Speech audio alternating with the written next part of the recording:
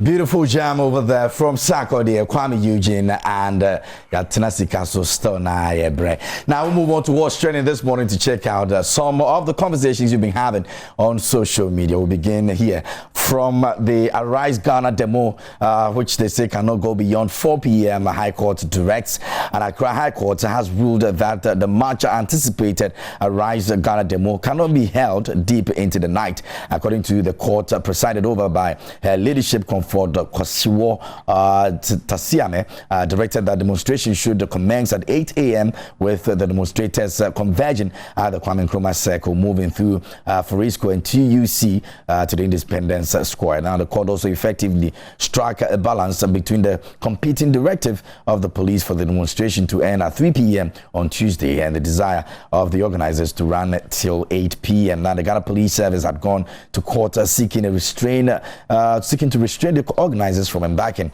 on the demonstration in the form and manner they had been planned. Now, the organizers intended a 2-day demonstration to close each day at 8 p.m., but the police, in their case before the court, argued that recent terror attacks within the sub-region presented security red flags that did not allow for such an arrangement, and therefore the court has ruled that they actually begin at 8 a.m. and end at 4 p.m.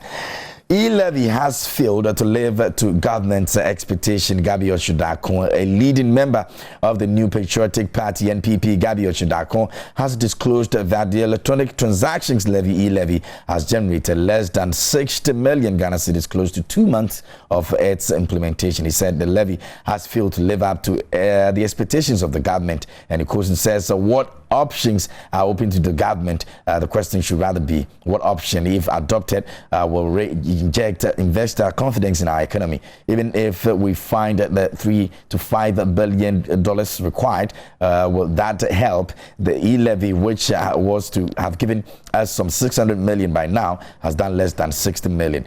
He said in a tweet on Monday, June 27, and this particular tweet follows several others from him on whether the government should seek support from the International Monetary Fund, IMF. Although Otchere Darko said he's not against a move to the IMF, he's opposed to them offering a peanut to the country, which comes with harsh conditions, and says, I am not for an IMF program that throws a peanut at us but impose conditions that will end up hurting the poor, jobs and businesses more. COVID-19 and war in Ukraine are not Africans doing, but more to our doom. A program that pretends it is all doing is doomed to fail, and that's Otchere Darko's talks over there, which has come with a lot of criticisms and attack and backlash on social media as well. So that's what it is. But let's move on to some more stories and stop attributing people's sources to Sakawa drugs and Ashawu Nanabanamwa. Now, broadcaster Nanabanamwa has admonished people who always suggest that any wealthy Ghanaian became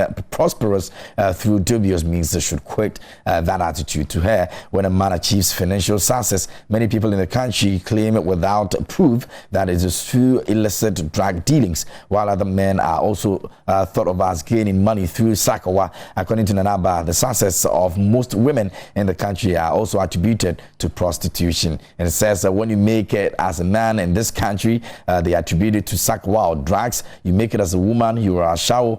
People who do this are permanently stuck in a snake pit, wake up from the folly and attempt to make your life better too. God be with us all. Her post comes at a time when social media users have divided about the wealth shown by children of some opulent members of the society and a splendid display of actress Jackie Appiah's mansion as well.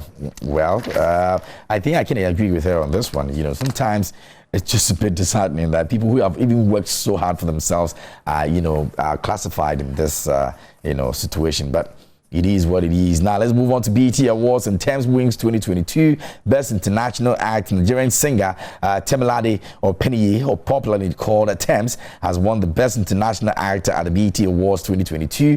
The 2022 award ceremony was held at Microsoft Theater in Los Angeles. Now BET Awards celebrate black excellence in music, culture and sports. The talented singer beat Fireboy Dave from the UK, Dinos from France, Fali Ipupa from Congo, and Little Sims from the UK, DJ Ludmilla from Brazil, Major League DJs from South Africa, and Taik from France. Receiving the award, Thames urged women and girls to continue on their chosen path, adding that the hard work will soon pay off. She said, and I quote, "Thank you so much for this. Thank you so much. It's an honor. I mean, this is my first time, first award show that I'm winning something, and I just want to use this opportunity to speak to every single young, old, or whatever, every single woman watching this, every single girl watching this at home, where I'm from. Things like this don't happen, but yes, it happened, and that's the bottom line, and it is what it is." All right, so congratulations to Thames once again, and with that classic, music Essence by Wizkid and Justin Bieber also picking up an award as well,